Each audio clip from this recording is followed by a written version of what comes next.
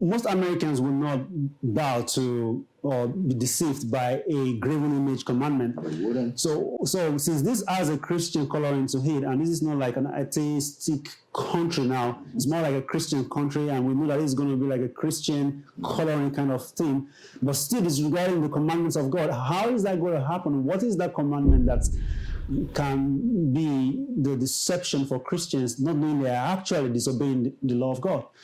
Well, you have to study the book of Revelation chapter 14. It's very critical because it mentions the mark of the beast, especially when you read the third angel's message.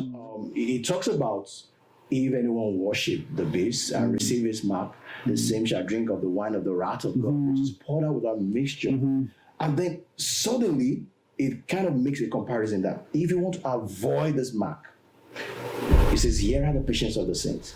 Here are they that keep the commandment of God and have the faith of Jesus Christ. So to avoid the mark of the beast, you must keep the commandment of God. Okay? So there must be something in the commandment that deals with mark that those people are getting it, are doing against God's commandment. And which aspect of God's commandment deals with the mark?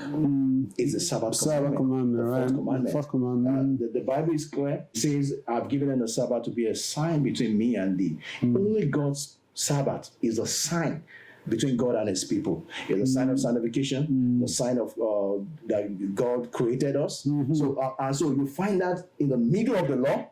All right. Written on stone, and God wants us to obey that commandment. And it seems as if it is one of the commandments today that people are ignoring. Yeah, and if that's the mark of God, then the mark of the beast must be a counterfeit of that. And because this beast is, again, like we already mentioned, a man of sin, that means it's transgressing the law of God. Where he sits in the temple of God as God, that means it's trying to represent depicts a man-made law. A man-made law.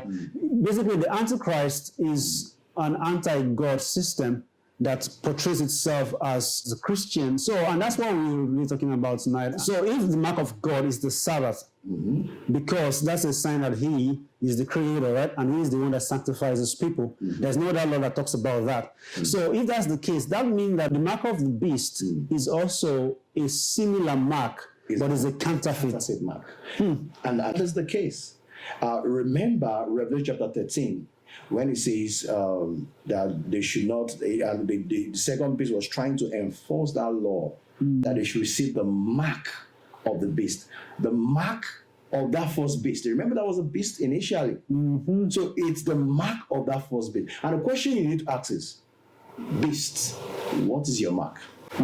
Well, we already mentioned that the papacy is the first beast. What mark counterfeit the Sabbath commandment that is identified with the papacy? There's only one. Sunday sacredness. Sunday sacredness. And of course, the research that you are going to do, if you go and do it, also shows, just a Google search will show you that this is the mark of their authority. Of their authority. It's just there. It's not something hidden. So that shows us that this Christian nationalism of a thing that's going on in the USA would come to a point where it's climaxes with the mark of the beast crisis, which would have to do with the day that is the mark of God and the day which is the mark of the beast. So it's going to be surrounding an issue of the Sabbath, this time around, commandment to worship against the dictates of conscience, just like it was in Daniel 3. Many people will not see it this way right now, but I will not really get in there. Think about it. If there's any time that we can expect such a thing to happen in the USA, it's now that there's a lot of going back to Christian principles, but nobody is talking about the Sabbath commandment. Most people believe that Sabbath is now Sunday, even though the Bible never tells us there was a change. You can check from Genesis to Revelation. You never find anywhere where the Bible solemnizes or authorize the worship or the keeping of the Sabbath on Sunday. So you're saying we should look out for that. So let's be on the lookout to see what happens in the next few years in the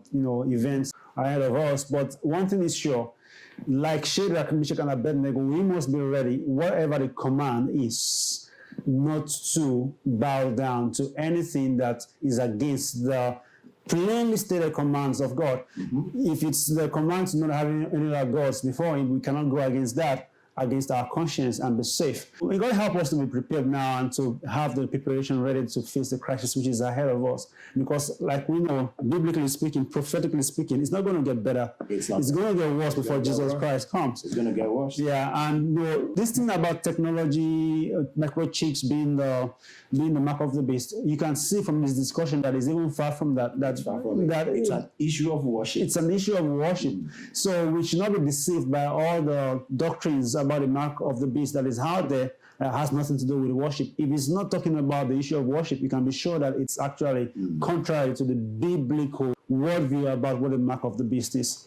Thank you for coming and joining us in this edition of the show. Having me on your show. Thank you, sir. We were happy to have you as well. Yeah. And we look forward to having you one more time or next time again.